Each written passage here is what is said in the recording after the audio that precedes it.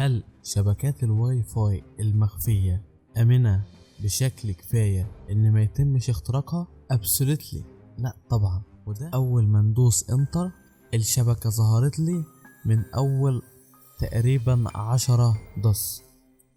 الشبكة هنا اسمها ماستر زي ما انتوا شايفين، وفي 4 أجهزة متصلين بيها. بس احنا بنستخدم الأداة في عملية التوقع والتحليل، مقارنة الهاند تشيك بالليستس اللي احنا عملناها، وهنا بيتم الفحص على أكتر من 43 مليون باسورد.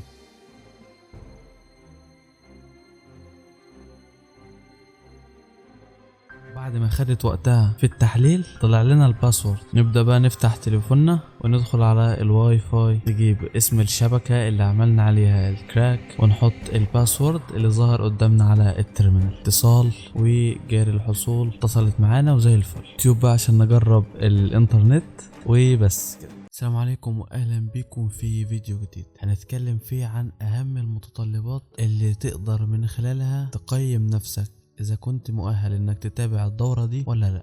أول حاجة معانا وهي الجهاز اللي أنت هتستخدمه. نظام اللينكس مش بيتطلب إمكانيات عالية، يعني لو معاك 4 جيجا رام 3 جيجا رام 2 3 4 جيجا رام تقدر تتعامل. أي نعم ممكن تقابلك شوية مشاكل في البطء واللاج أو التهنيك، بس بتعدي. يعني انا في بداياتي كنت شغال على اللينكس بنظام 2 جيجا، فالوضع واشتغلت والدنيا يعني ايه زي الفل وتمام، ما قالش لا، تمام جدا. تاني حاجة وهي اساسيات النظام. لازم يكون معاك اساسيات لنظام اللينكس. ما ينفعش تكون داخل دورة للشبكات وما يكونش معاك اساسيات اللينكس. ولو انت وصلت هنا ومش معاك اساسيات نظام اللينكس تقدر تروح على المنصة بتاعتنا TWM3، تدخل على بيج الكورسات وهتلاقي كورس اساسيات اللينكس هنا، تقدر تتفرج عليه وترجع للكورس ده تاني. تمام جدا. تالت واهم حاجة بعد اللابتوب او البي سي ثم الاساسيات وهي الواي فاي ادابتر.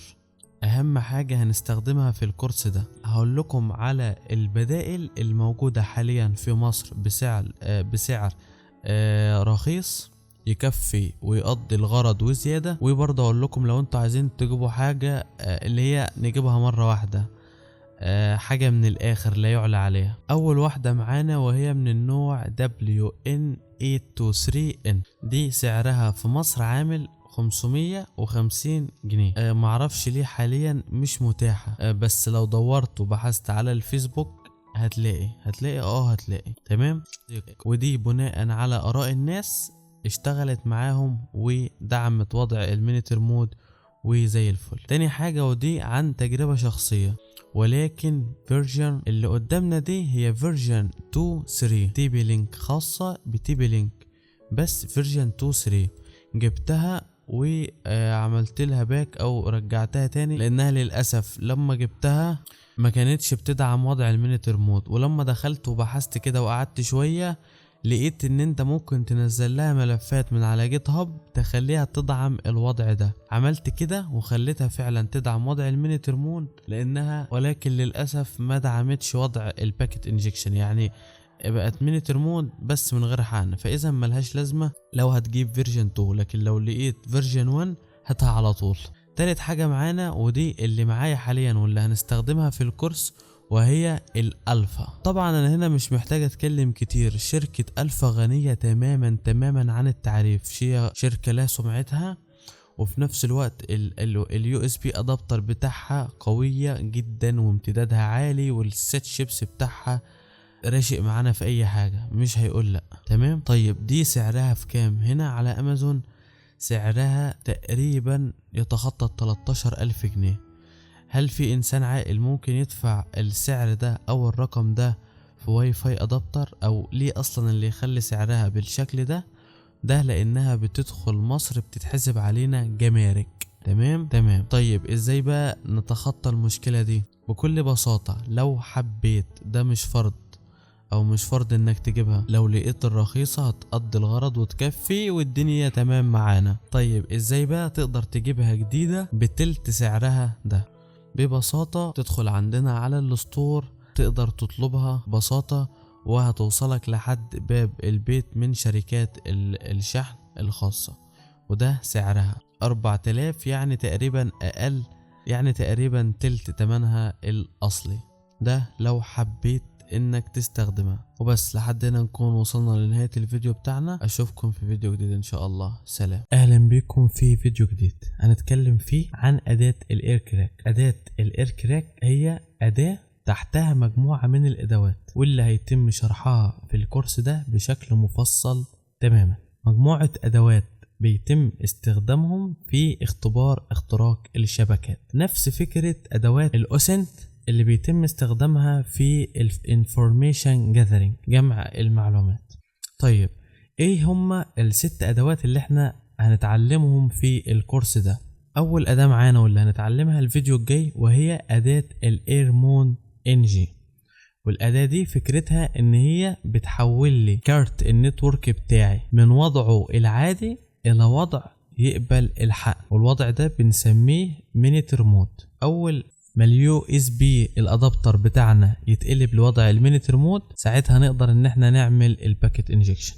الاير كراك داش NG تاني اداة معانا، والاداة دي مختصة في ان هي تعمل لي كراكنج على الكي باسوردات الواي فاي، شبكات الواي فاي. تالت اداة معانا وهي الايرودام داش NG، ودي بتعمل لي باكيت سنفر، اي ان هي بتعمل لي او بنقدر نستخدمها في ان احنا نظهر الشبكات المخفية عشان نقدر نعمل لها حقن بعد كده.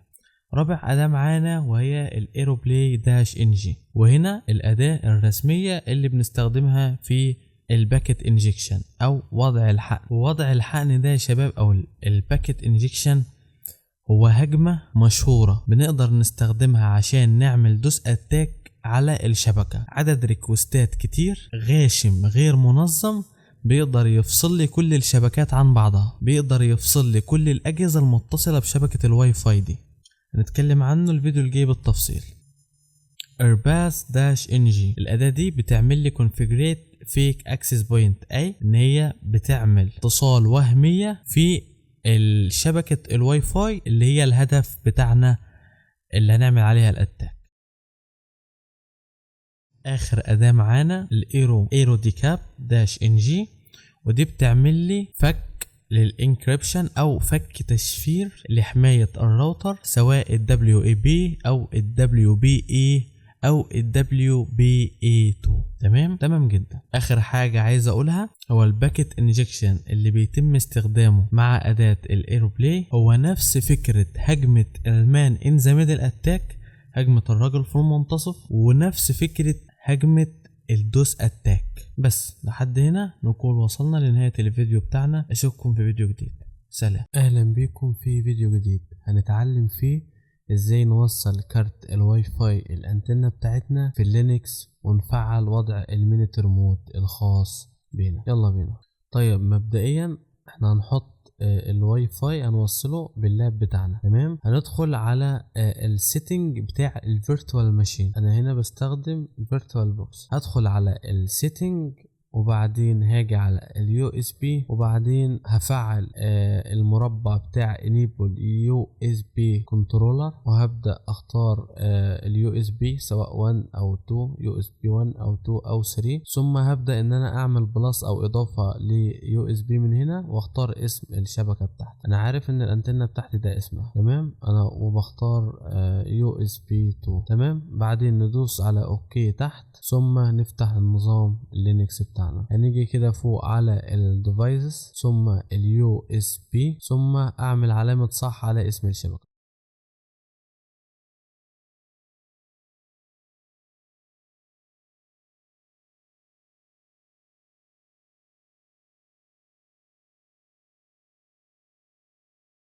وبعدين نكتب الامر iwconfig، يبدأ يظهر لنا كارت الشاشة بتاعنا باسم WLAN 0. تمام.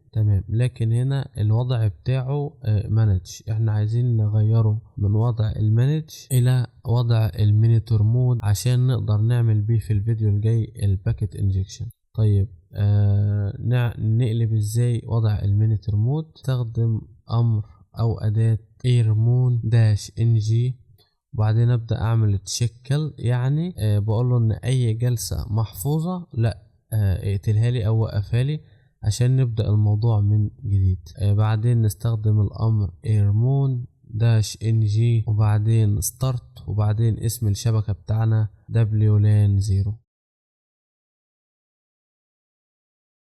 وبكده يكون الوضع اتفعل. جاب لنا اهو دي الدرايفر والشيب سيت والانترفيس. بس الامر ده لازم نحفظه، لان احنا كل ما نستخدم الانتنة بتاعتنا هنبقى مضطرين ان احنا نفعل وضع المينيتر مود داخل الانتنة. تمام، فالامر ده يعني زي عنينا IW config تاني، وبعدين هنا المود اتحول لمينيتور. لحد كده نكون وصلنا لنهاية الفيديو بتاعنا. سلام، واشوفكم في فيديو جديد ان شاء الله. اهلا بكم في شرح جديد نشرح فيه الباكيت انجكشن. اتكلمنا عن الباكيت انجكشن في الفيديو اللي قبل اللي فات، ولكن بشكل مش مفصل، وعرفنا ان الباكيت انجكشن او الحقن هو نوع من انواع الهجوم، او تعريف مخصص ان انا اعمل هجوم على شبكة على اكسس بوينت راوتر، واعمل فصل لكل الاجهزة اللي عليه. وعرفنا قد ايه ان الموضوع ده مهم، لان الثغرة او طريقة الاختراق هنا بتكمن في ان الشخص اللي احنا فصلناه من على الشبكة ده يرجع يتصل على الشبكة تاني. تمام، فعرفنا ان الموضوع ده مهم جدا. طيب الموضوع ده بنعمله بأداة الاير بلاي. اتكلمنا في الفيديو اللي فات عن الايرمون، وفي الفيديو ده هنتكلم عن الاير بلاي. طيب ازاي نعمل الموضوع ده يا شباب؟ بكل سهولة وببساطة. هنستخدم الاول أداة نت ديسكفر عشان تعمل لنا استكشاف كده للأجهزة. هنسيبه كده لحد ما يحمل عدد من الأجهزة. تمام، هي دي ZTE، دي الشبكة الخاصة بنا. هنحتاج احنا منها ايه؟ هنحتاج الماك ادريس. تمام جدا.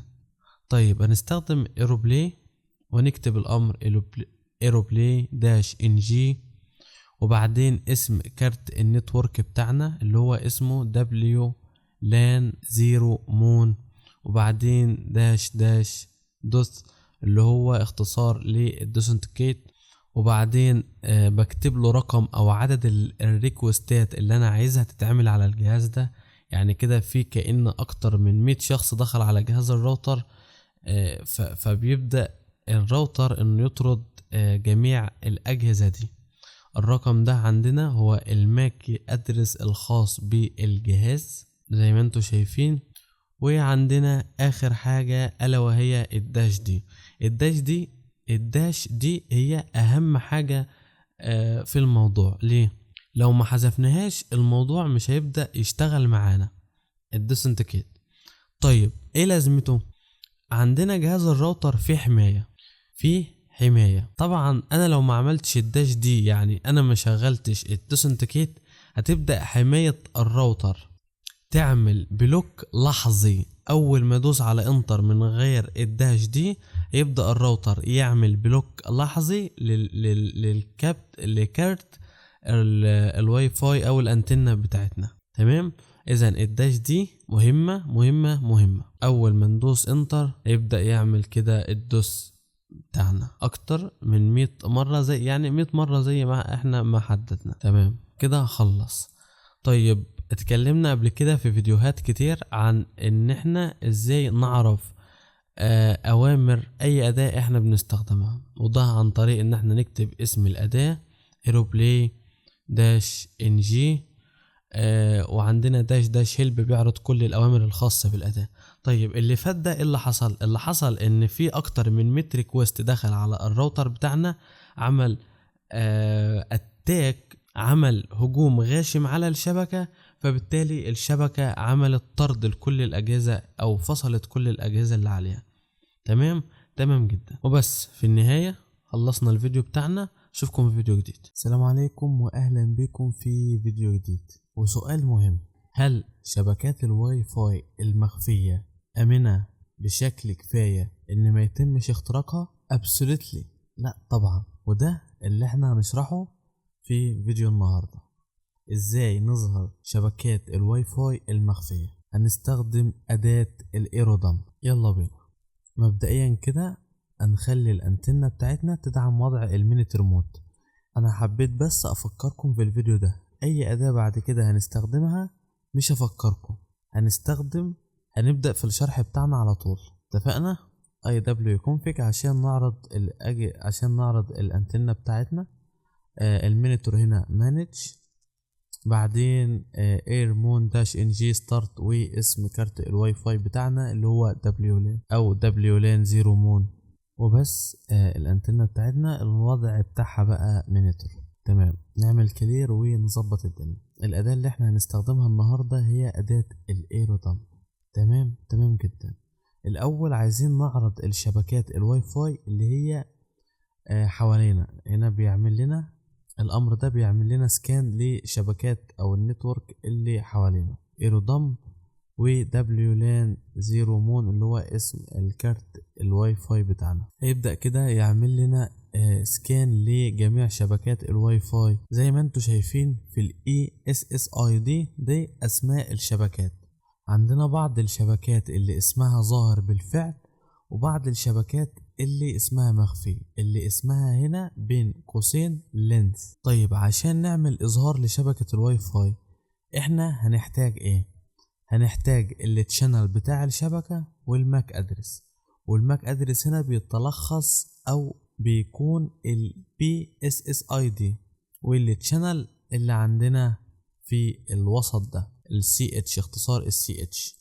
طيب السكشن التاني اللي تحت ده جايب لي الأجهزة اللي متصلة بالشبكات اللي قدامي دي، لكن ده مش موضوعنا دلوقتي. طيب عشان نظهر اسم شبكة واي فاي مخفية بالفعل بنجيب الماك ادرس بتاعها البيسس اي دي، وبنختار التشانل هنا في الشبكة دي رقم 1.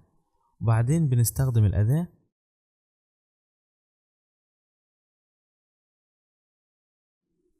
ايرودمب داش ان جي، وبعدين داش سي هنا اللي هو الاختصار للتشانل بتاعتنا، وبعدين داش بي اس اس اي دي اللي هو بنحط بعديه الماك ادرس، وبعدين بنختار كارت الواي فاي الخاص بينا اللي هو WLAN 0 مون، وبعدين بندوس انتر. هنا بدأ يجيب لنا الشبكة، وتحت السكشن اللي تحت هو اسماء الاجهزة او الماك ادرس الخاص بالاجهزة المتصلة على الشبكة دي. في الاس اس اي دي بدأ يظهر لنا الشبكة واسمها محمد. طيب ايه اللي حصل بالظبط علشان الشبكة المخفية دي تظهر؟ اللي حصل ان احنا فصلنا الاجهزة المتصلة بشبكة الواي فاي، فبالتالي لما جهاز من الاجهزة دي يرجع يتصل بشبكة الواي فاي تاني بيبعت ريكوستات. الريكوستات دي مشفرة، الأداة بتاعتنا الايرودمب بتقدر تفكها وبتظهر لنا شبكة الواي فاي. طيب سؤال مهم.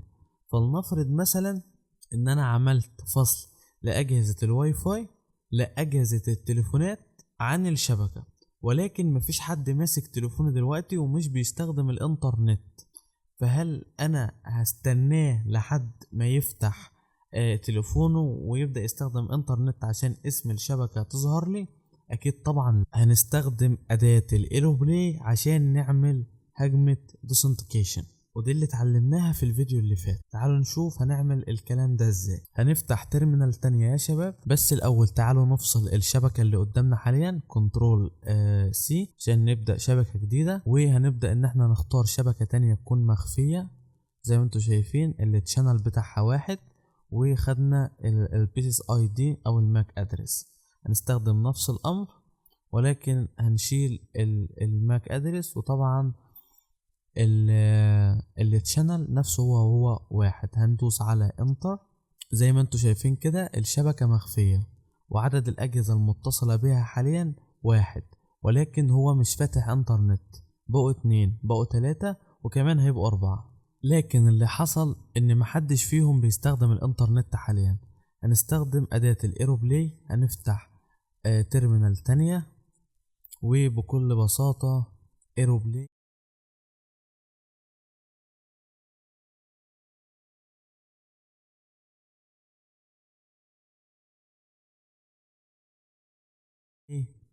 داش ان جي WLAN اسم الشبكة بتاعنا، هجمة الدوس داش داش دوس اختصار للدوسنتيكيشن، وبعدين هنعمل 100 ريكوست داش اي وهنحط الماك ادرس الخاص بالشبكة، وبعدين داش دي. انا هنا بمسح الماك ادرس وبحط الماك ادرس الشبكة الحالية زي ما انتوا شايفين كده، جايب لي على ال ESSID ان الشبكة لينس ما زالت مختفية. اول ما ندوس انتر الشبكة ظهرت لي من اول تقريبا 10 دوس. الشبكة هنا اسمها ماستر زي ما انتوا شايفين، وفي 4 اجهزة متصلين بيها. بس لحد هنا نكون وصلنا لنهاية الفيديو بتاعنا. اشوفكم في فيديو جديد. سلام. اهلا بيكم في فيديو جديد. اتكلمنا في الفيديوهات اللي فاتت عن هجمة الدوسنتيكيشن، وقلت لكم ان هي هجمة شبيهة لهجمات الدوس اتاك كده. في الفيديو ده بقى هنتعرف عن الفرق بينهم بالتفصيل. مبدئيا كده انا عندي هجمة الدوسنتيكيت او الدوسنتيكيشن وهجمة الدوس. الدوسنتيكيشن يا شباب هجمة بعملها عشان اقطع الخدمة تماما عن الهدف او الضحية. الهدف هنا ممكن يكون عندي تطبيق ابليكيشن، ممكن يكون عندي تطبيق ويب، موقع او منصة، ممكن يكون عندي عبارة عن سيستم او سيرفر او شبكة. لما استخدم بقى مع السيستم او السيرفر او الشبكة او ايا كانت الهدف، فده معناه ان انا واجي استخدم معاه هجمة الدوسنتيكيشن، ده معناه ان انا بقطع الخدمة تماما عن الهدف ده. تمام جدا. طيب ايه بقى هجمة الدوس؟ هجمة الدوس عندي منها نوعين، الدوس اللي هي DOS والدوس اللي هي DDoS. الدوس الاولانية وهي ان انا بخلي الخدمة شغالة بس بعمل عنها ريكوستات كتير، اخلي الخدمة ما تعرفش تستقبل الريكوستات دي، فبالتالي تقطع او تهنج او تقع. اذا الهجمة بالفعل بتكون شغالة ولكن انا بعطلها. تمام جدا. طيب هجمة DDoS بتعمل ايه بقى؟ نفس الفكرة بالظبط، نفس الفكرة، هجمات كتيرة بتوقع الخدمة، بتفصل الخدمة. طيب برضو ما قلناش الفرق بين DOS DDoS. الفرق بينهم وبكل بساطة ان هجمة الدوس ممكن تتعمل فردية، يعني شخص واحد يعملها. هجمة DDoS بتكون مجموعة من الاشخاص مع بعضهم يقدروا يوقعوا الخدمة دي، وطبعا بتكون اسرع من الدوس السنجل. بس لحد هنا نكون وصلنا لنهاية الفيديو بتاعنا. اشوفكم في فيديو جديد ان شاء الله. سلام.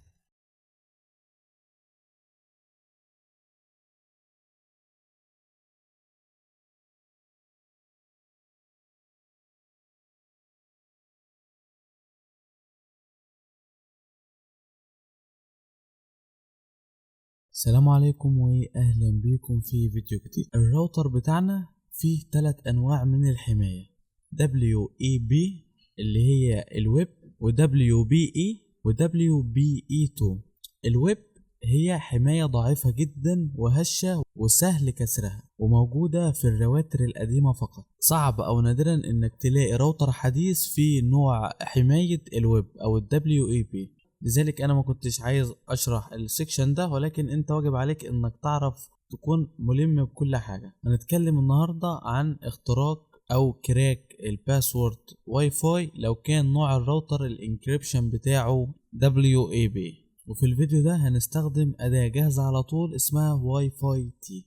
تمام. بس قبل ما نروح للشرح عايز اعمل كده اقول لكم على حاجة بسيطة. انا كنت بستخدم فيرتوال ماشين اللي هو فيرتوال بوكس، ولكن واجهتني مشكلة اثناء توصيل الانتنة. كل ما اجي استخدم او اوصل الانتنة يحصل مشكلة، فعشان كده غيرت فيرتوال بوكس ونزلت VMware. هو اوريدي كان عندي، وكده برضو كان عندي النسخة اللينكس اللي هي الايزو. تمام جدا.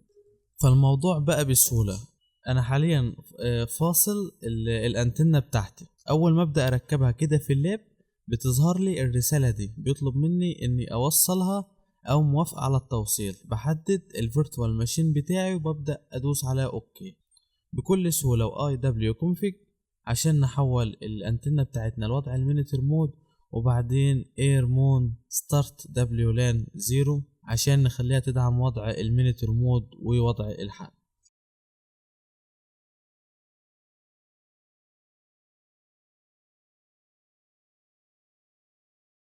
طيب نرجع لموضوعنا. زي ما اتفقنا الأداة اللي احنا هنستخدمها اسمها واي فاي تي. أول ما أشغل الأداة كده وأدوس على انتر هيبدأ يعمل لي اسكان لأجهزة الواي فاي الموجودة حواليا.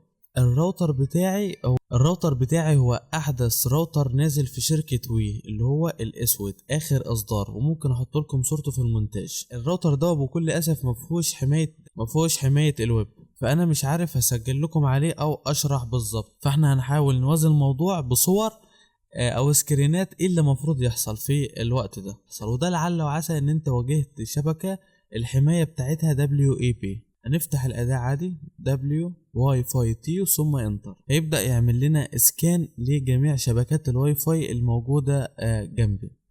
في الجزء الخاص بال ENCR ده اختصار للانكريبشن او التشفير. يفترض ان مفروض في الصف او في العمود ده الاقي كلمة WAP، ده في حالة ان الشبكة دي بتدعم WAP زي اللي في الصورة كده. لكن في حالتنا احنا ما عندناش حاجة بتدعم، وليفترض مثلا ان عندنا الشبكة التالتة او الرابعة دي بتدعم WAP حماية او انكريبشن الويب.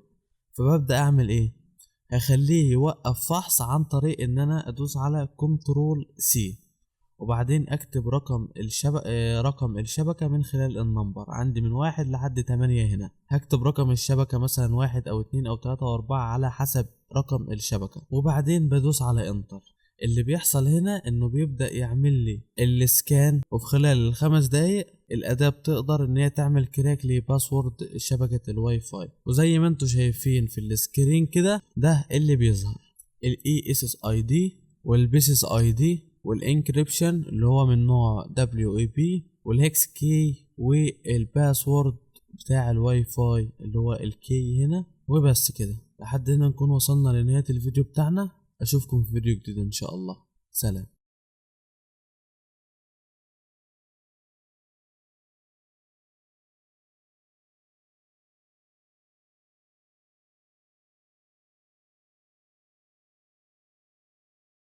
السلام عليكم واهلا بكم في فيديو جديد هنتكلم فيه النهاردة عن ال WPS. الفيديو ده زيه زي الفيديو اللي فات.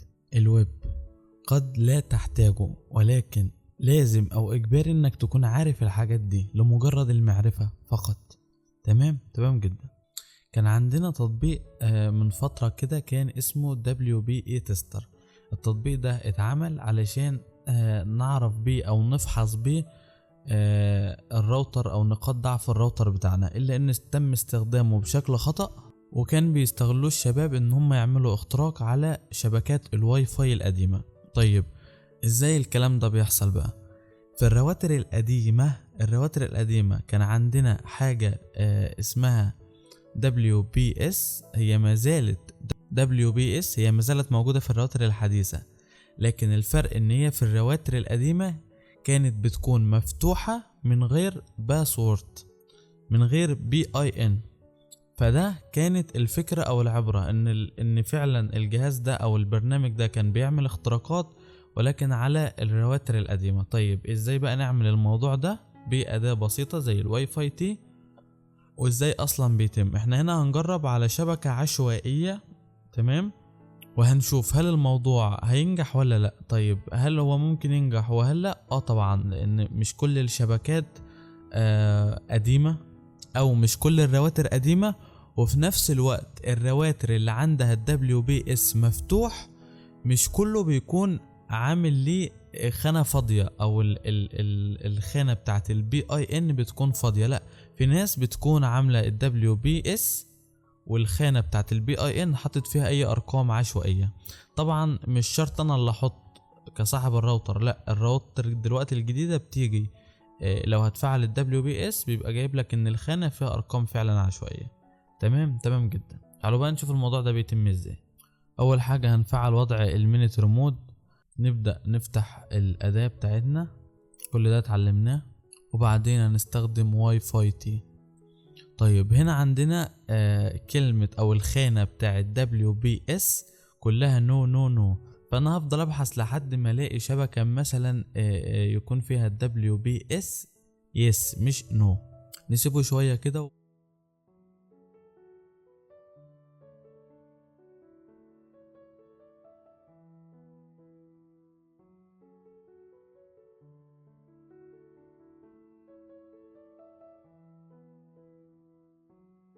وبالفعل هنا ظهر لنا شبكة اللي هي بتاعت هواوي دي.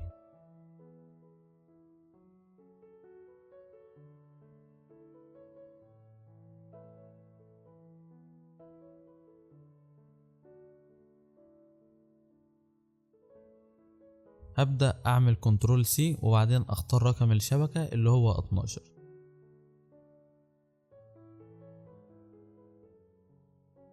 طيب هو هنا معنى كلمة يس ان الراوتر ده فيه WPS بالفعل مفتوحة. الأداة بتقول لي كده معنى كلمة يس عند خانة ال WPS، الراوتر ده فيه الخانة مفتوحة. الفكرة بقى هل هي محطوط لها BIN او رقم سري ولا لا؟ لو كان محطوط لها رقم سري فالاتاك اللي احنا بنعمله ده هيفشل. تمام. لو مش محطوط لها رقم سري الاتاك هينجح. وفي الغالب لو الراوتر ده راوتر جديد بنسبة 100% الاتاك هيفشل. تمام يا شباب، تمام جدا. فنسيبه بقى كده يفحص، ممكن يقعد دقيقة 2 10 20، سيبه على الهادي خالص. تمام. وهنا يا شباب عايز بس اوضح حاجة، ان اداة واي فاي تي مش بس بتشتغل على الBIN، هي بتشتغل على كذا نوع من الاتاك. يعني بتشوف كل نقاط الضعف في الراوتر اللي الواحد يقدر يعمل عليها اتاك او هاش او يكسر الهاش بتاعها ويبدأ ان هو يعملها. تمام. هي هنا لان ال WPS شغالة، فاول حاجة بدأ لي عليها ال WPS، الاتاك الخاص بال WPS. تمام جدا.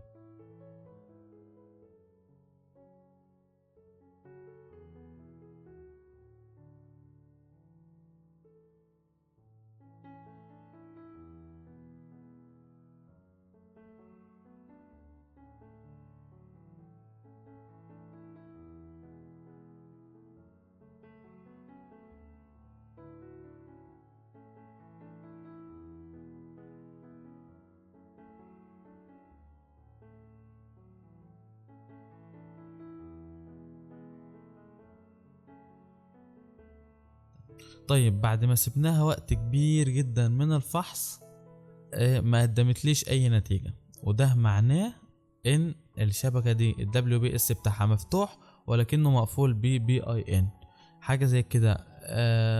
عارف طبعا ان كل الشبكات الجديدة او الراوتر الجديدة فيها ال BIN مغلق، ولكن طبعا الفيديو للمعرفة مش اكتر. لحد هنا نكون وصلنا لنهاية الفيديو بتاعنا، اشوفكم في فيديو جديد.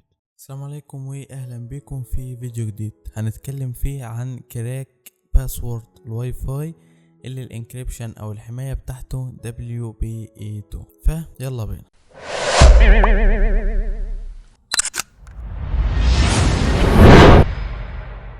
تعالوا نتكلم نظريا عن الفكرة اللي احنا هنعملها قبل ما نبدأ فيها عمليا. حماية ال WAP او اللي هي الويب اللي عملناها في الفيديوهات اللي فات كانت سهلة، كانت هشة جدا وسهلة الاختراق، ونقدر نفك الهاش بتاعه بأداة الاير كراك بكل سهولة او بأداة واي فاي تي، وده اللي احنا جربناه. الفكرة هنا بقى ان حماية ال WPA2 شبه مستحيل ان الهاش بتاعه يتفك بسهولة، فبنضطر نعمل او نلجأ للباسورد ليست. ده بنعمل بيه ايه؟ اولا احنا بنحدد شبكة الواي فاي اللي احنا عايزينها وبنبدأ نجيب الهاش بتاعها، وده هنتعلمه بيتعمل ازاي. طيب بعد ما نجيب الهاش، لو كانت الشبكة الحماية بتاعتها ضعيفة زي الويب دي نقدر نعمل لها فك للهاش سهل جدا، لكن اللي احنا هنتكلم عليه النهارده هو حماية ال WPA2.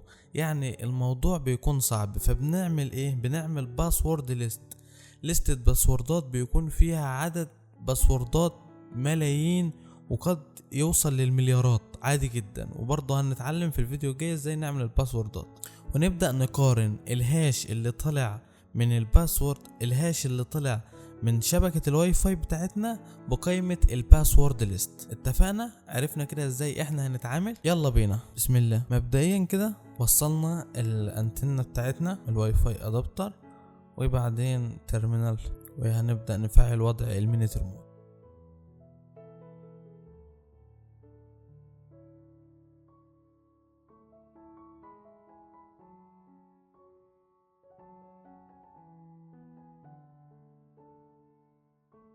ايرمون داش ان جي ستارت WLAN 0 وانتر، بعدين اي كونفيج. كده تمام، اتفعلت معانا لوضع المينيتر مود. نبدأ بقى نعمل اسكان لشبكات الواي فاي عن طريق امر ايرو دمب، ونكتب اسم الانتنة بتاعتنا WLAN 0 مون وبعدين انتر.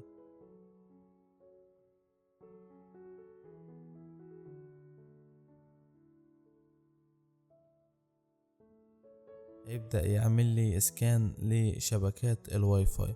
اول ما الاقي الشبكة اللي هي التارجت بتاعي ببدأ اوقف الاسكان عن طريق كنترول سي. دي الشبكة اللي هي اتصالات 4G راوتر او التارجت اللي انا هعمل عليه الاتاك. المطلوب من الشبكة دي عشان نطلع الهاند تشيك بتاعه ان احنا نعرف التشانل والبي اس اس اي دي اللي هو الماك ادرس. التشانل هنا عندنا 10 والماك ادرس زي ما انتم شايفين كده، خدناه كوبي. هنستخدم الامر ايرو دمب ان جي داش سي عشان اكتب الامر بتاعي، وبعدين الجديد اللي احنا هنعمله داش دبليو. الداش دبليو ده ملف الهاند تشيك اللي احنا بنخرجه، داش دبليو، وبعدين التي دبليو ام 3 ده اسم الملف اللي انا عايزه لما يخرج يبقى اسمه كده، وهو بيكون امتداده دوت كاب داش داش بيسز اي دي. هنحط الماك ادرس، وبعدين اخر حاجه هنحط الدبليو لان 0 مود اسم الواي فاي ادابتر بتاعنا الانتنه. تمام كده بيعمل لي سكان للشبكه عشان يخرج لي الهاند تشيك. طيب احنا لازم نعمل هنا هجمه دوس اللي هو نفصل الاجهزه، ده عرفناه في الفيديوهات اللي فاتت. نفصل الاجهزه عن الراوتر عشان يرجع يتصل تاني ويخرج لي الهاند تشيك اللي انا عايزه.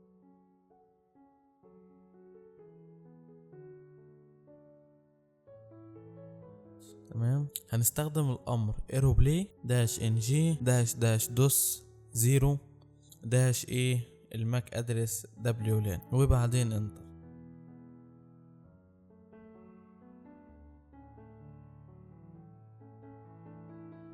هيبدأ يعمل لي دوس، بس انا هنا مش محدد، كاتب 0 يعني لحد ما يجيب لي ملف الهاند تشيك، لان كنت ساعات بعمل 100 فالهاند تشيك مش بيظهر بعد ال100. مفروض في الخانة دي كده يظهر لي WPA هاند تشيك، ده معناه ان الملف بتاعي هيكون اتحفظ. هنسيبه كده دقيقة. تمام، جاب لي WPA هاند تشيك والماك ادرس. خلاص كده نقفل الدوس عادي كنترول سي، ونقفل السنف اللي احنا بنعمله على الشبكة. هنا حجم الترافيك بيزيد بشكل رهيب لما بكون مشغل الدوس. شايفين حجم الداتا بيزيد ازاي؟ كنترول سي بقى عشان نقفله هنا وهنا، ونبدأ نقارن بقى.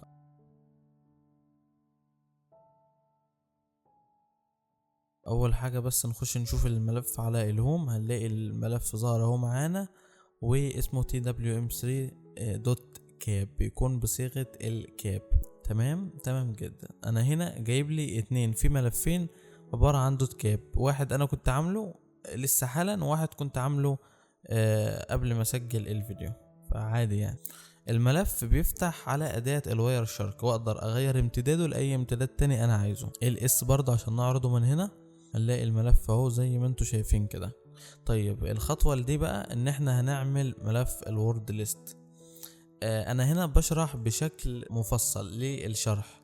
هعمل بس باسوردات بسيطة جدا، لكن في الفيديوهات الجاية هنتعلم ازاي نعمل مليارات الباسوردات واحنا اللي نتوقعها. يعني احنا اللي نقول له خمن لي على الارقام دي والحروف دي. تمام يا شباب؟ تمام. تعالوا بس كده نشرح الامر اللي بيعمل لي بيه مقارنة بالهاند تشيك الملف الدوت كاب بالورد ليست. انا بستخدم اير كراك داش ان جي داش دبليو وبعدين الورد ليست دوت تكست وبعدين ملف الكاب، لكن هنا ملف الورد ليست لسه ما اتعملش. تعالوا نعمل ملف الورد ليست. انا هنا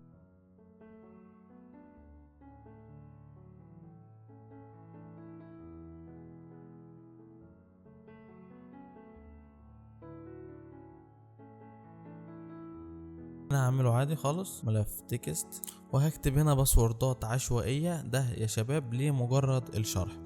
عدد الباسوردات هنا قليل، يعني هيجي في الفحص هو ممكن يفحص لي 1000 شبكة في ثانية، فأنا لما أعمل له 20 أو 30 أو 40 شبكة بس، يعني بيبقى جزء من الثانية والفحص بيتم. وده تاني لمجرد الشرح.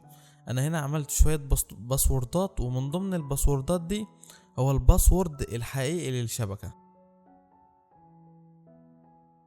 تمام. هبدأ احفظ الملف بتاعي وهسميه wordlist.txt. اهم حاجة .txt.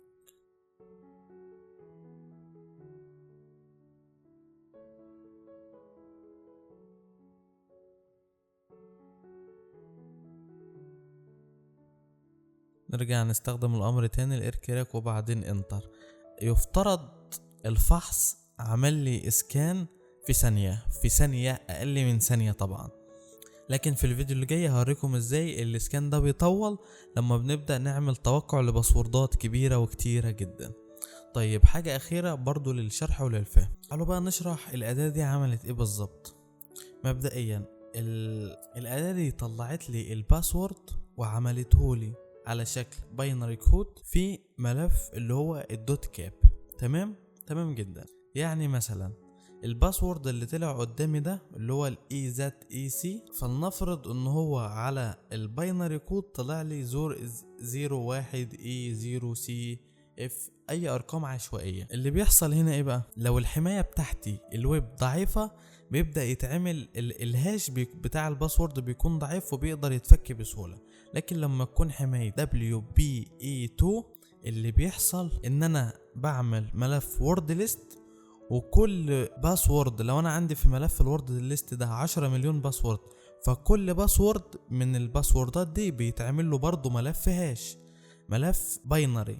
يعني مثلا لو انا بتوقع برضو الباسورد ده اللي هو محمد جالي على صيغة C8 25 4001 والكلام ده، فيبدأ يعمل لي مقارنة بين الهاش ده والهاش ده. لو الموضوع تطابق بيبدأ يطلع لي الباسورد، لو الموضوع لم يتطابق بيبدأ يعمل لي نيكست باسورد او يعدي على الباسورد اللي بعديه، والكلام ده بيكون في اجزاء من الثانية. تمام جدا. لكن طبعا الحتة دي بتستهلك او تعلي من استخدام السي بي يو عندنا في الجهاز. وفي الفيديو الجاي هنعرف الفيديو ده ازاي نعمل ملف وورد ليست كبير جدا. بس لحد هنا نكون وصلنا لنهاية الفيديو بتاعنا. اشوفكم في فيديو جديد ان شاء الله. سلام. السلام عليكم واهلا بكم في فيديو جديد. هنعمل ايه؟ نستخدم اداة كرانش عشان نعمل بيها ليستس للباسورد، عشان نقدر ان احنا نعمل بيها كراك للواي فاي بتاعنا. يلا بينا. الاداة اللي معانا النهاردة او اللي هنستخدمها اسمها كرانش. فلو عايزين نعرف وظيفة الأداة دي بتعمل ايه، هنبدأ نكتب اسم الأداة وبعدين داش هيلب.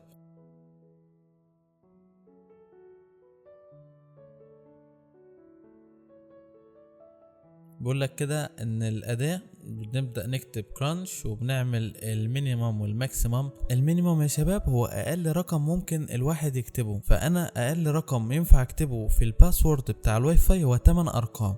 ماكسيمم ان انا مثلا اقول له اعمل لي الباسورد ده او توقع لي الباسورد من 8 لحد 9، من 8 ل 8 اخرك 8، من 8 ل 10، من 8 لحد 20. تمام جدا. فهنبدأ كده يا شباب نكتب كرانش، وبعدين هنا انا هقول له ايه، المينيمم 8 ارقام والماكسيمم برضو خلي لي 8 ارقام. طيب ليه؟ لان انا طول ما بطول في الارقام التوقعات بتكون اكتر، الباسوردات بتكون اكتر، الملف معايا بيكبر، حجم الملف بيكبر. وانا هشرح لكم واوريكم الموضوع ماشي ازاي. انا هنا بقول له توقع لي على TWM ومن 0 لحد 5 كأرقام، وبعدين داش او، وبعدين هكتب له اسم الملف اللي هيحفظ لي فيه. طيب هنا بيقول لي كرانش ويل جنريت الباس الملف التكست يعني. طيب الملف التكست هنا 400 ميجا، تمام. جايب لي بقى كام باسورد؟ 43 مليون باسورد. فعشان كده حجم الترافيك معايا بيزيد وممكن يعوق، ودي حاجة قليلة جدا. احنا ممكن نعمل حاجات تيرا و2 تيرا و3 تيرا. طيب سؤال وهجاوب عليه في اخر الحلقة، هل في بديل لكراك الباسورد غير ان انا اعمل توقع؟ فيه، وهتكلم عنه في اخر الحلقة ان شاء الله. هبدأ بقى كده يا شباب ان انا استخدم اداة اير كراك عشان تعمل لي التوقع مرة تانية. aircrack -ng-w wordlist.txt ده اللي احنا لسه عاملينه، وبعدين اسم الملف الهاند تشيك اللي هو دوت كاب. ولكن قبل ما ندوس انتر ونبدا الاداه تعمل لنا تحليل، هاجي اخدكم كده على اللاب عندي الشخصي وافتح لكم السي بي يو قبل وبعد استخدام الترافيك ده. تاسك مانجر بيتفتح من كنترول وشيفت وزرار الاي اس سي. تمام جدا. وبعدين هاجي كده على البيرفورمانس، هنا جايب لي على الميموري، لا احنا هنروح كده للسي بي يو. حاليا استخدام السي بي يو في الاستخدام الطبيعي لا يتخطى 20%، تمام. الا ان حاليا عشان فاتح برنامج التسجيل مع برنامج المونتاج مع برنامج الفي ام وير، جايب لي 30% من استخدام السي بي يو. تمام جدا. تعالوا بقى ندوس على انتر في الاير كراك ونخليه يعمل لي عملية التوقع والتحليل. اول ما هندوس انتر هيبدأ الاير كراك يعمل لي توقع للباسورد. تمام جدا. هنا بيقول لي ان العملية المتوقعة خلال ساعة لساعتين على 43 مليون باسورد. تمام جدا. تعالوا بقى نرجع تاني للسي بي يو ونشوف الدنيا. 80 و85 وساعات بيوصل ل90. الموضوع بيستهلك امكانيات للسي بي يو بشكل رهيب. تمام. طيب ليه انا بقول كده؟ في ناس هتيجي تعمل الموضوع ده اجهزتها هتكون ضعيفة الى حد ما، فاول ما تيجي تستخدم الموضوع ده الجهاز ممكن يوصل ان هو يقفل منها. تمام. طيب نيجي بقى نرجع لاجابة سؤالنا، هل ينفع ان انا اخترق باسورد الواي فاي من غير ما اعمل التوقع بتاعي او استخدم ملف وورد ليست؟ اقدر. ازاي بقى؟ عن طريق هجمة الايفل توين اتاك. والهجمة دي يا شباب بتكون عبارة عن ان انا بعمل الدوس عادي جدا، بفصل شبكة الواي فاي عن الاجهزة المتصلة بيها، وبعدين اول ما حد يجي يتصل بشبكة الواي فاي يبدأ ان هو يطلب منه الباسورد بتاع الشبكة، واول ما يحط الباسورد يبدأ يجلنا بكل سهولة وبكل بساطة. وده إلى حد ما بيكون فيشنج، هجمة مبنية بشكل كبير جدا على الفيشنج. طيب ده هنتكلم عنها في كورس إن شاء الله بعد ده، كورس مختلف تماما، فاستنونا، هيكون كورس مهم وفعال بإذن الله.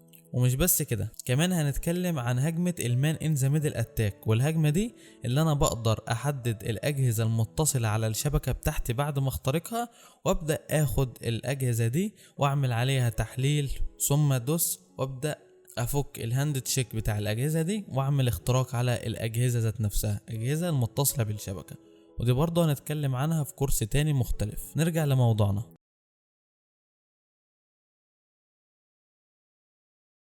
فلنفرض مثلا يا شباب ان انا هعمل باسورد كبير، هقول له كرانش من 8 ل10، وهقول له مثلا توقع لي كلمة محمد والتي دبليو ام وتوقع لي من 0 لحد 9، وبعدين داش او وورد ليست دوت تكست وانتر.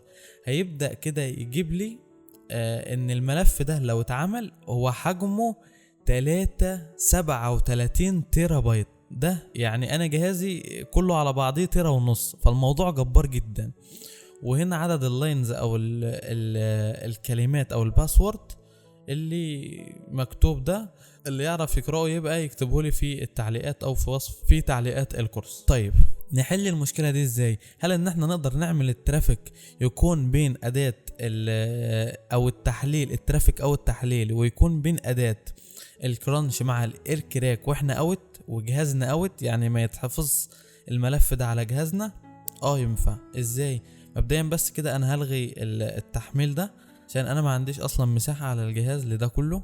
وبعدين هستخدم ايه او هعمل ايه بقى؟ والله انا هكتب كرانش وتوقع لي باسورد 8 مينيمم وماكسيمم، وهقول له TWM و0123، وبعدين ايركراك داش ان جي داش دبليو داش وسبيس، وهكتب اسم الملف اللي هو يا شباب دوت كاب. وبعدين اول ما ادوس انتر يبدأ كده يقول لي التارجت ويقرأ الباكيتس، ويبدأ في خلال 3-4 ثواني ان هو يعمل لي الفحص بتاعي. ولكن طبعا الفحص بيطول زي ما قلنا، واستخدام العالي للسي بي يو. بس لحد هنا نكون وصلنا لنهاية الفيديو بتاعنا. في الفيديوهات الجاية هنتكلم عن ادوات اكتر واحدث وافضل لان انت تعمل بيها باسورد ليست. وبس كده، سلام.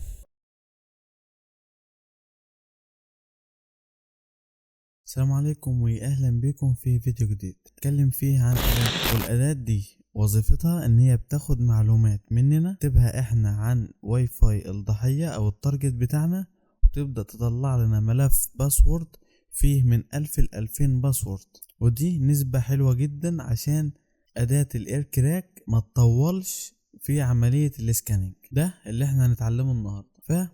يلا بينا نروح على المتصفح ونكتب جيت هاب واسم الأداة كاب CUBP. ندخل على أول لينك جيت هاب وبعدين الكود وننسخ ال HTTPS.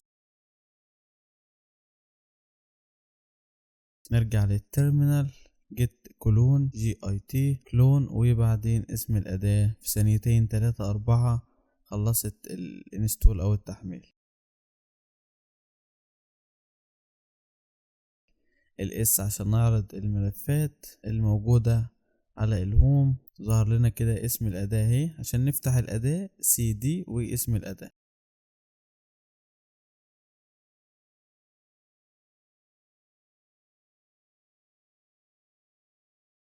فتحنا الأداة الاس عشان نعرض الملفات الداخلية. ده ملف التشغيل .py. py معناه امتداد. py معناه ان الأداة دي معمولة بلغة برمجة البايثون، وعشان نفتحها لازم نكتب بايثون 3 cup.py. وعشان نستخدم الأمر اللي احنا هنتعلمه النهاردة او نفتح الأداة هنكتب -i.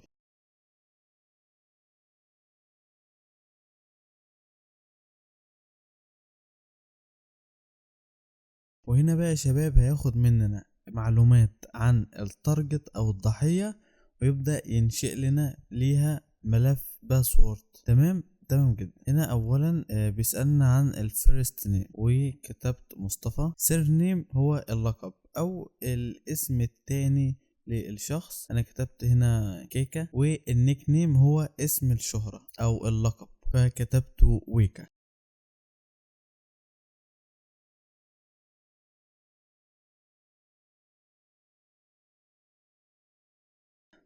البريس دي بيطلب مني يوم وشهر وتاريخ ميلاد. فانا هكتب 10/9، ولازم الصفر، ما ينفعش اكتب رقم واحد. لو تاريخ الميلاد او الشخص ده تاريخ ميلاده في شهر 5 فاكتب 0/5. تمام. وبعدين 2003 البارتنرز. وهنا بيطلب اسم الشريك لو الشخص ده متزوج، لو كان الشخص ليه شريك او متزوج، او على الاقل خاطب او اي يعني حاجة كده لو نعرف يعني نكتب عادي يعني مش نقول لا. هنا بيقول النيك نيم لقبه. انا هنا كتبت اي اسم. ولو عايزين نعمل اسكيب عن جزء معين هندوس انتر، يعني هيتخطى او هيعمل اسكيب. هنا البريس دي هنكتب اي برضو تاريخ ميلاد، او انا عملت هنا سكيب.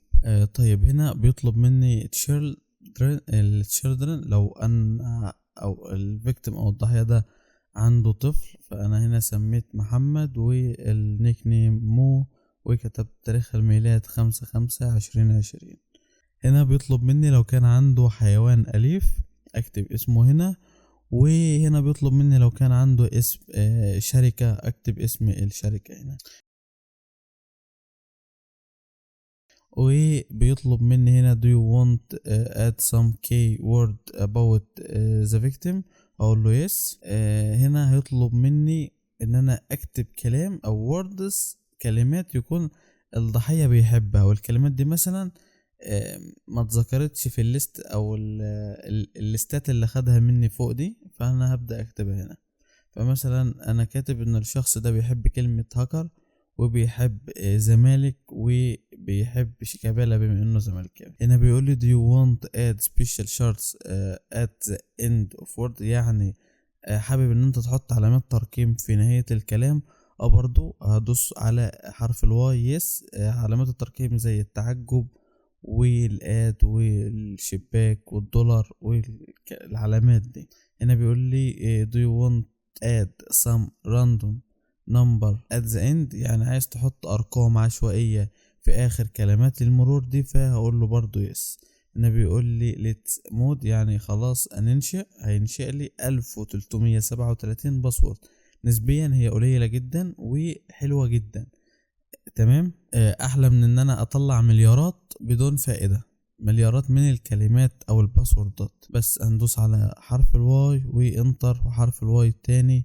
يقول لي ان الملف تم انشاؤه، وفي ملف ويبقى اسمه مصطفى دوت تي اكس تي. يبدأ ان هو ينشأ لي الكلمات زي ما انتوا شايفين كده. نعمل تسريع للفيديو وبس كده. اعمل كنترول سي عشان اوقف الكلمات دي. طيب فين هلقى بقى الملف؟ عشان انا هنا كنت بدور عليه. هلقاه في الهوم، هلاقيه في الهوم TWM3 على اسم الفولدر بتاع الأداة كاب، وهدخل كده الاقي اسم الملف او الملف بتاعه مصطفى دوت تي اكس تي. كليك يمين واوبن اس تيرمينال عشان نفتحها على التيرمينال بتاعتنا. الاس عشان نعرض الملفات اللي هو مصطفى دوت تكست، وعشان نفتح ملف دوت تكست في التيرمينال هنضغط على او هنكتب كات وبعدين اسم الملف اللي هو مصطفى، انتر.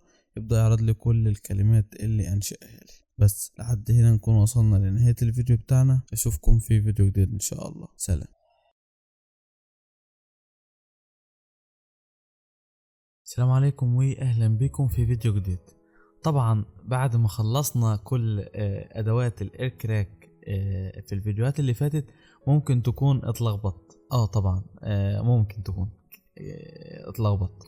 فالفكرة او الغرض بقى من الاداة دي او الفيديو ده ان احنا هنجيب لك اداة بتجمع كل الادوات اللي استخدمناها: ايرمون، ايربلاي، ايرودمب، ايركراك، كلهم داخل اداة واحدة، بحيث ان كل حاجة تتعمل بشكل جاهز. طيب انا ليه اصلا ما اتكلمتش عن الاداة دي من الاول؟ برضو زي ما قررنا في جميع الكورسات، الحاجات السهلة بنخليها للاخر، عشان لما تعرف هي بتتعمل الصعب بيتعمل ازاي، السهل هيكون احلى بكتير انك تعرفه بعد الصعب. تمام جدا. الاداة اللي هنستخدمها النهاردة اسمها ايرجيدون. الاداة دي مختصة في اختراق شبكات الواي فاي، ولكن هي مش بتعمل كده بنفسها، لا. الشبكة بتعمل ايه او الاداة دي بتعمل ايه؟ تجمع كل ادوات الاختراق داخل الاداة دي. واللي احنا هنشرحه النهاردة هي مجموعة ادوات الايركراك داخل الاداة دي، عشان تعمل الموضوع بدل ما تعمله على كذا اداة، الاداة تعمل لك الموضوع جاهز تماما. اتفقنا. اول حاجة هنروح للمتصفح ونكتب ايرجيدون جيت هاب.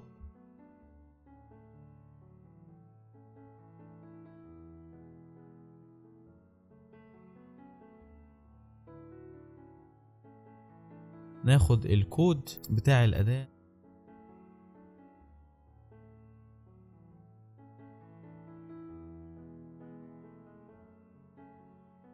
نرجع للمتصفح جيت كلون ونحط رابط الاداة هتتسطب معانا. هنا بيقول لي ان الاداة اوريدي موجودة عندك. تمام. الاس، وبعدين هيظهر لي الاداة اهي. سي دي عشان نفتح الاداة، وبعدين اسم الاداة.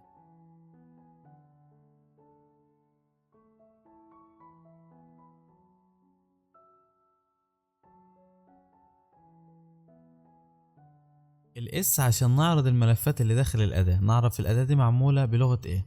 دوت اتش ده معناه ان احنا هنستخدم الباش عشان نفتح الاداة بتاعتنا. طبعا احنا نقدر نكتب الاداة على طول سودو اسم الاداة وتفتح معانا، لكن انا هنا استخدم باش ارجدون دوت اس اتش اللي هو اسم ملف التشغيل بتاعها. هتفتح معانا الاداة كده بكل سهولة. تقدر تعمل فحص عن الادوات اللي هي بتحتاجها. هنا هندوس انتر، بيعمل فحص عن الادوات اللي محتاجها. طيب في حالة انه جاب لك خطأ مكان اوك ده ايرور كده او علامة اكس، يقول لك ان في ادوات مش نازلة عندك، هيبدأ يخيرك بعديها. تمام. بدل ما هيقول لك انه قول تولز متسطبة، لا هيقول لك ان في بعض الادوات مش متسطبة واحنا هنسطبها لك. دوس على يس عادي جدا او انتر كونتينيو وخلاص كل حاجة تبدأ تتسطب. طيب هنا بعد ما ندوس انتر بيقول لك لو كانت الاداة دي انت منزلها من زمان ومحتاجة تحديث ولا حاجة، لكن هنا بيقول لي ان الاداة على اخر تحديث بعدين انتر. طيب حلو قوي. هنا بيقول لي هتستخدم الكارت الواي فاي بتاعك اللي هو الالفا اللي انا بستخدمه رقم 2، ولا هتستخدم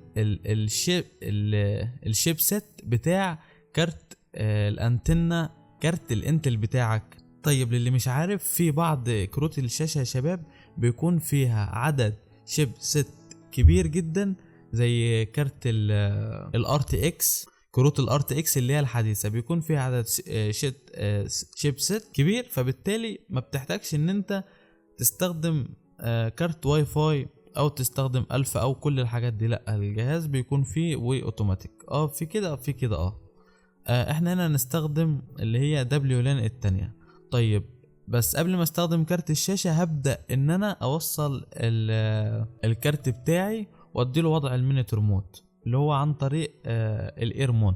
طيب الاداة ذات نفسها فيها ان انا استخدم الايرمون، بس انا هوريك كده وهوريك كده. تمام ادي ايرمون وبعدين فعلنا. طيب كده نكون فعلنا وضع المينيت ريموت في الكارت الواي فاي بتاعنا. بعدين هنختار رقم 2 اللي هو دبليو لان 0 مود.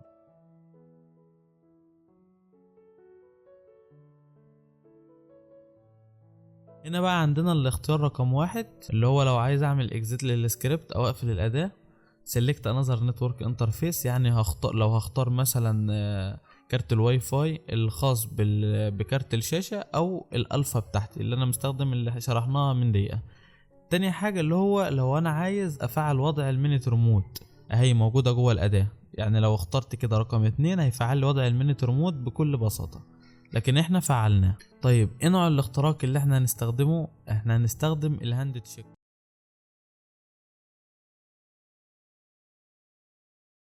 تشيك بي اي دي اللي هو رقم 5. طيب في بقى حاجة كده بسيطة، لو انت مش بتفهم انجليش قوي، الاوبشن رقم 12 ده يقدر يغير لي اللغة بتاعة الاداة ويقدر يخليها لي للعربية، ولكن انا مش بحب الفكرة دي لان المصطلحات البرمجية لما بتتقلب عربي بيبوظوا معناها، فانا ما بحبش استخدمها. عايز استخدمها وامشي على الشرح عادي جدا. تمام. اول ما تفتح لنا القائمة دي هنبدأ نختار رقم 6 كابتشا هاند تشيك اللي هو نظام الهاند تشيك وفك تشفير الهاند تشيك اللي عملناه في الايركراك. هو نفس الموضوع بالظبط، لكن هنا احنا بنختصر بقدر الامكان. رقم 6 وبعدين انتر. طيب خلوا بالكم بقى من الحتة دي، بيقول لك ايه؟ ان انت علامة الويندو اللي هتطلع لك دلوقتي تغلقهاش من علامة اكس اللي فوق، لا انت بتفحص الشبكات. اول ما الشبكة اللي انت عايزها بتظهر قدامك تضغط على كنترول سي، ما تطلعش من اكس. تمام جدا. هنقول له ماشي وانتر. زي ما انتم شايفين الويندو ظهرت قدامنا اهي، هيبدأ يعمل لنا فحص للشبكات. اول ما التارجت يظهر قدامنا او الشبكة المستهدفة تظهر قدامنا هنبدأ ندوس على كنترول سي، ما نخرجش من اكس اللي هي فوق. تمام جدا. نسيبها تفحص كده.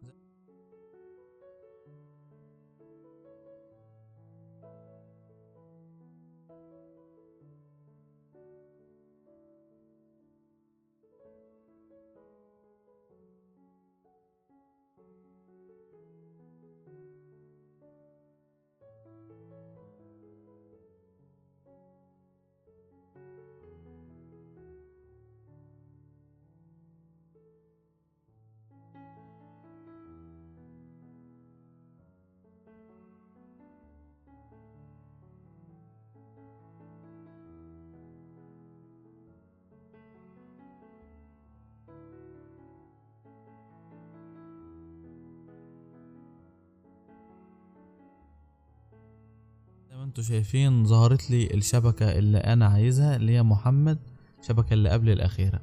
فهبدأ اضغط على كنترول سي، هيبدأ يظهر لي كده في التيرمينال اللي انتوا شايفينها دي الشبكات. هيقول لي سيلكت التارجت نتورك او شبكة الواي فاي اللي انت عايز تعمل على اتاك. هدوس كده رقم 7 وبعدين انتر.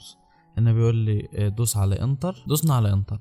هنا بيقول لي حدد الدوس اللي انت عايز تستخدمه، فاحنا كنا مستخدمين الدوس بتاع الايروبلاي، فاحنا كنا مستخدمين الدوس بتاع الايروبلاي اتاك ده برضو اللي احنا نستخدمه. رقم 2 اللي هو بيفصل كل الشبكات من على الراوتر او كل الاجهزة من على الراوتر.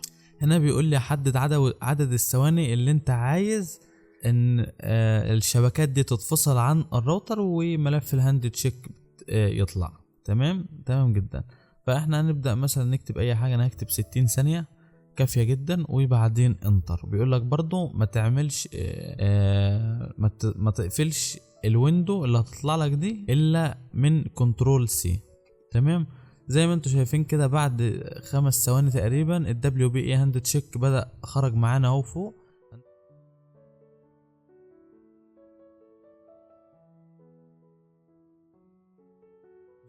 هنبدأ ندوس على كنترول سي. انتوا شايفين خرج لنا ملف، بدأ كده يحفظ لي ملف الهاند تشيك وبيقول لي ان هو هيتحفظ هنا. انت عايز تغير المسار؟ هقول له ايوه. تبدأ تحطه في المسار اللي انت عايزه. انا هنا هحطه في الهوم TWM3 ديسكتوب. يا شباب مش معنى ان الكورس مجاني فاي شخص هيدخله لان هو مجاني، فبالتالي شخص ما يكونش عنده خبرة او اي اساسيات في اللينكس يكونش حاضر كورس اساسيات اللينكس ويجي يسألني سؤال زي ده، او الموضوع يفشل بسبب المسارات. والله اني بشوف اسئلة بتبقى هتجنني. يا جماعة انتوا ازاي واصلين للمرحلة دي وانتوا لسه مش معاكم اساسيات؟ طب ليه؟ طيب روح خد كورس الاساسيات وتعالى هنا. المسارات دي من اهم، ده انا عامل عنها فيديوهين في الاساسيات، من اهم الحاجات اللي المفروض تتعلمها في الاساسيات. المسارات هنا انا هكتب هوم TWM3 يعني وبعدين هحفظه على الديسكتوب. تمام.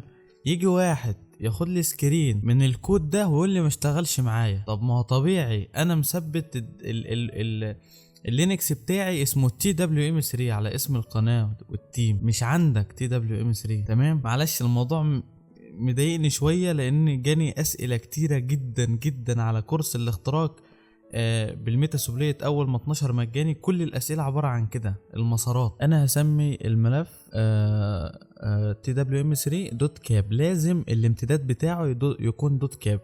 لو انت برضو عايز تعرف المسار اهو نفس المسار اللي فوق شايفينه هوم TWM3 اللي هو اول 2 مسار. بعدين بقى انت عايز تحفظ على الديسكتوب ولا لا ده حاجة براحتك. ظهر لي الملف اهو هنا على الديسكتوب وبعدين بيبدأ ان هو يرجعني للقائمة او المنيو الاساسية. تمام. نبدأ نرجع للقائمة الاولى اللي هي هنبدأ ندوس على 0 عشان يرجع لي للقائمة الاولى اللي هي المنيو الاساسية. وبعدين هنختار الاوفلاين WPE2 زي ما انتم شايفين اللي هي رقم 6. وبعدين هنستخدم البيرسونال رقم 1.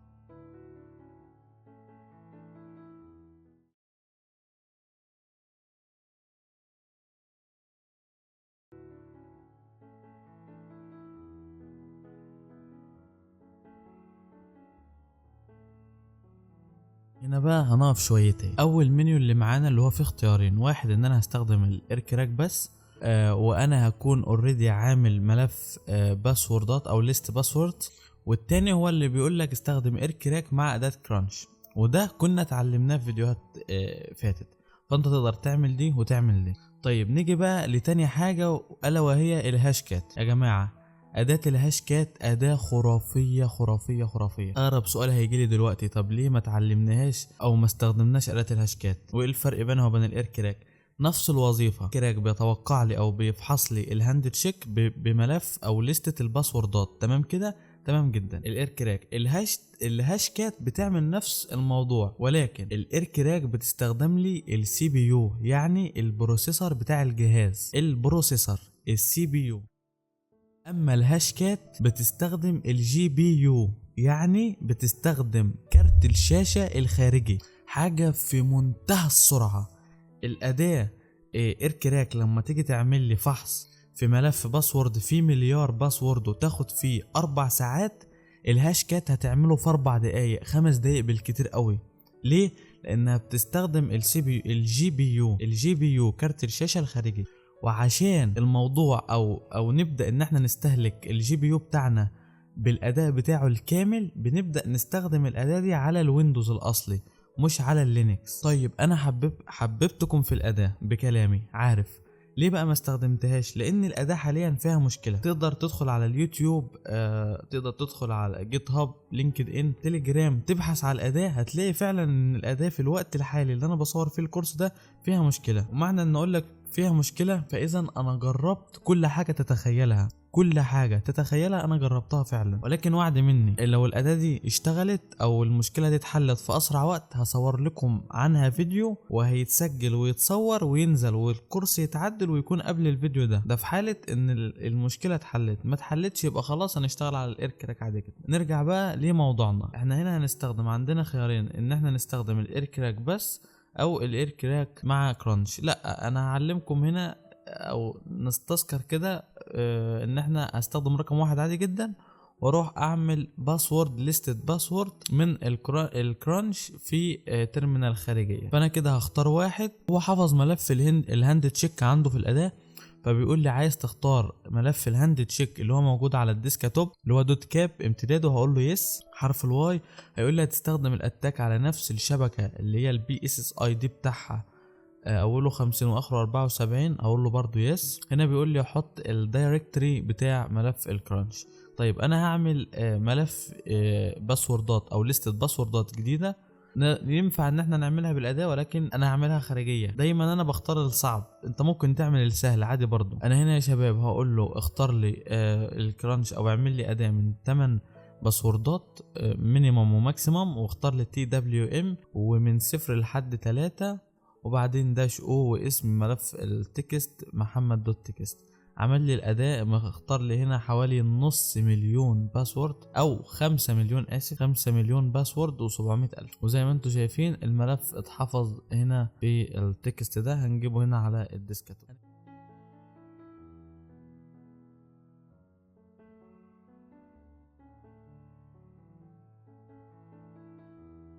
نبدأ بقى نرجع للأداة بتاعتنا ونشد ملف التكست كده زي ما انتم شايفين هنا، وبعدين هندوس على انتر. هنا بيقول لك لما تلاقي الباسورد دوس كنترول سي، ما تخرجش عشان الأداة ما يحصلش فيها أي مشاكل.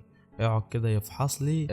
لو لاحظتوا ان هنا الموضوع أسرع بشكل ملحوظ، يعني أسرع من ان انا استخدم الايركراك ده لوحده، وفعلا طلع لي الباسورد زي ما انتم شايفين كده بتاع الشبكه. بس لحد هنا نكون وصلنا لنهايه الفيديو بتاعنا. اداه بسيطه بتجمع لك كل ادوات الايركراك ويقدر اي حد انه يستخدم. لحد هنا نكون وصلنا لنهايه الفيديو بتاعنا. اشوفكم في فيديو جديد ان شاء الله. سلام. السلام عليكم واهلا بكم في فيديو جديد. كل اللي فات ده، كل اللي اتعلمناه في الكورس اللي فات هو كان ابسط انواع الاختراق للشبكات، اي ان انا استخدم موضوع التوقع عشان اخترق شبكات. الموضوع ده يا شباب 50-50 50-50. تمام جدا. طيب هل في حاجة تكون نسبة نجاحها لما اجي اخترق شبكة الواي فاي نسبة نجاحها تعدي مثلا 80-90؟ في هجمة اسمها ايفل توين اتاك. الهجمة دي هشرحها لكم بشكل مبسط دلوقتي، ولكن هنتكلم عنها في كورس مفصل. تمام جدا. اللي بيدرس الكورس ده او اللي بيتعلم اختراق الشبكات بيتعلم اختراق الشبكات عشان التصفح، او عشان مثلا يقعد على اليوتيوب او التيك توك او يضيع وقت، او واي فاي الجيران، من باب مثلا ان انا هكرنج بقى وكده واحط الكاب وبخترق شبكات الواي فاي؟ اكيد طبعا لا، ده علم كبير، علم واسع جدا جدا جدا. احنا هنا ده حاجة بسيطة. الكورس ده اللي هو بتاع اللي انت موجود فيه حاليا هو مجرد كورس من 4 أو 5 كورسات هنعملهم على التوالي ورا بعض. عندنا الكورس اللي انت بتستخدمه، وبعدين عندنا كورس انك ازاي تخترق بهجمة الايفل توين اتاك، وبعدين تعلم او هناخد كورس الان مابس عشان نقدر بعد ما نخترق شبكة الواي فاي دي نفحص البورتات المفتوحة على الأجهزة المتصلة بالشبكة. وبعدين في الكورس الرابع هنتكلم عن اختراق الأجهزة الموجودة على الشبكة دي. يعني أنا اخترقت شبكة سواء بالإيركراك أو بهجمة الإيفل توين أتاك، بعدين هبدأ أفحص البورتات، وبعدين هبدأ أخترق الأجهزة المتصلة على الشبكة دي. موضوع طويل شوية وعميق سيكا، بس احنا قادرين ان احنا نتعلمه بمنتهى البساطه باذن الله. تعالوا بقى نرجع لموضوعنا ونعرف يعني ايه الايفل تون اتاك. بالصوره دي يا شباب النقطه اللي فوق اللي مكتوب فيها انترنت ده الانترنت العادي، الشبكه اللي على الشمال هي الشبكه الاصليه اللي هو الواي فاي مثلا بتاع بيتنا. اللابتوب اللي تحت ده انا كده متصل بشبكه الواي فاي اللي هي بتاعت بيتنا، اللي هي اللي على الشمال اللي باللون الازرق. فاللي بيحصل بقى انا كاتكر بعمل ايه بقى عشان اخترق شبكه الواي فاي دي؟ اول حاجه ان انا ببدا اعمل هجمه دوس، اتعلمناها طبعا بكل تاكيد. هجمه دوس بتفصل لي الاجهزه المتصله بالراوتر بتاعي ده، كده عرفناه. ايه بقى الجديد؟ الجديد ان انا بستخدم هجمه الايفل تون اتاك، ان انا بعمل اللي هي بالمناسبه اسمها التوأم الشرير، بعمل هجمه تبك الاصل او شبكه تبك الاصل من شبكة الواي فاي اللي موجودة حاليا. بعمل نفس الاسم ونفس الامتداد ونفس مع تغيير بسيط في الماك ادرس، بعمل كل حاجة.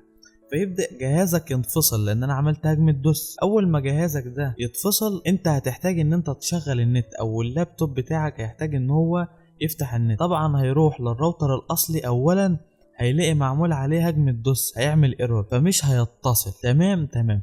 فهيبدأ يعمل ايه اللاب بتاعك؟ هيبدأ يروح للشبكة الوهمية اللي هي اكسس بوينت وهمية انا عاملها كأتكر عشان هجمة الايفل توين. فيبدأ الشخص ده يروح على الشبكة الوهمية ويكتب الباسورد. كده الباسورد ده بدل ما يروح للراوتر ويعمل نقطة اتصال حقيقية، لا هو هيعمل نقطة اتصال عندي انا. الباسورد ده هيجي لي انا. طبعا اللي متابعني من زمان عارف ان الموضوع ده شبيه جدا لكورس الفيشنج اللي اتكلمنا فيه عن اهم واشهر الادوات اللي نقدر نعمل بيها اختراق لصفحات السوشيال ميديا وكده. بس الهجمه دي باذن الله نتكلم عنها في الكورس الجاي اللي هينزل بعد ده على طول. بس لحد هنا نكون خلصنا ووصلنا لنهايه الفيديو بتاعنا. اشوفكم في فيديو جديد ان شاء الله. سلام. اهلا، خلصنا. اتمنى يا رب انكم تكونوا استفدتوا اكبر استفادة من الكورس ده.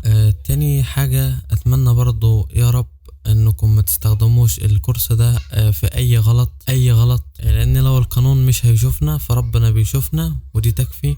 تالت حاجة هي بخصوص الاستفسارات. لو وقف قدامك اي حاجة من الكورس شرحتها وقفت قدامك او معرفتش تنفذها، هتبدأ انك تتواصل معايا على صفحاتي الشخصية. فين صفحاتي الشخصية؟ تدخل على البروفايل الشخصي على منصة يوديمي. تدخل على البروفايل الشخصي على منصة يوديمي هتلاقي صفحتي الشخصية انستجرام وصفحتي فيسبوك، وكمان هسيب لك التليجرام. تمام؟ اي مشكلة وقفت قدامك تواصل معايا ونقدر نحلها او اعلمك اكتر. رابع او اخر حاجة معايا هي تقييمك للكورس بيفرق جدا جدا جدا في المسيرة الجاية ليا، وبعيدا عن انه هيفرق ولا لا فهو بيديني دفعة معنوية اني اشتغل واطور واعمل كورسات تانية. سلام. السلام عليكم واهلا بكم في فيديو اخير.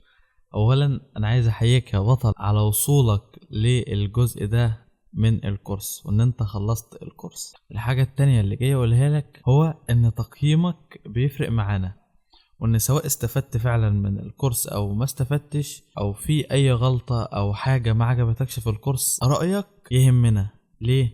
لان لما تدينا رأيك سواء بالايجابي هيفيدنا سواء بالسلب والله هيفيدنا. لان انت لما تدينا رأيك في حاجة ما عجبتكش، والله الحاجة دي ما عجبتنيش، فساعتها احنا هنعدل او هنطور فيها. اذا في كلتا الحالتين احنا المستفيدين برأيك الحلو يا جميل. ازاي بقى تقيمنا؟ اما المنصة الخاصة بينا اولا، وده تقدر تقيمنا عن طريق ان انت تدخل على الكورس عادي، تنزل على اخر حاجة بعد المحتوى و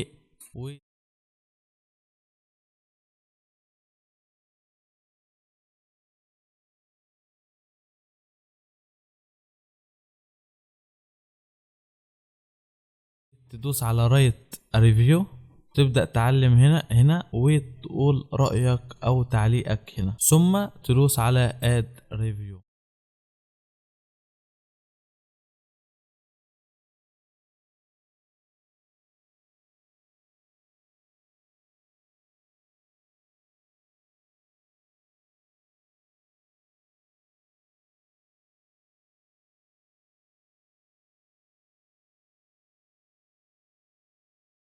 تعليقك بيوصلنا وبنستفاد والله. طيب في حالة ان انت بتتفرج على الكورس ده على منصة يوديمي، فانت بعد ما تخلص الكورس بيبدأ يجيلك الرسالة دي في اخر فيديو، وبيقول لك قيمنا او ترسل التقييم. تبدأ تحدد كده وتكتب هنا رأيك ايا كان هو ايه. ولو انت مثلا جالك اخر فيديو اوريدي الرسالة دي وانت تخطيتها، فبتلاقي نجمة هنا عليها رسالة التقييم او ان انت تقدر تقيمنا من النجمة اللي فوق دي. تمام. وبعدين سيف، وهنا تقدر تعمل الاستبيان ده وتقدر تعمل له سكيب، وبعدين سيف اند اكزيت. بس حاجة بسيطة مش هتكمل تقريبا دقيقة الا انها هتفرق معنا جدا. سلام، واشوفكم في كورس جديد.